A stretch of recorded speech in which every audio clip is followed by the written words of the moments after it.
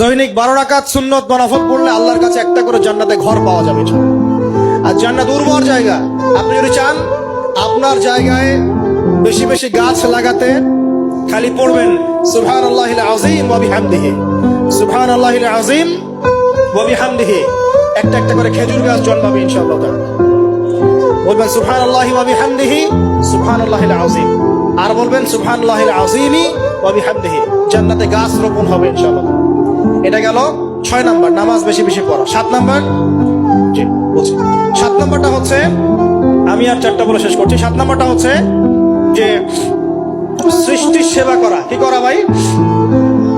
একটা হাদিস আছে যে ইরহামু মান ফিল আরদ ইয়ারহামুকুম মান ফিস সামা। তোমরা জমিনবাসীর প্রতি রহম করো, আসমানবাসী তোমাদের উপর রহম করবে ইনশাআল্লাহ। আল্লাহর ভালোবাসা পাওয়ার অন্যতম মাধ্যম হচ্ছে জমিনবাসীর প্রতি রহম করেন।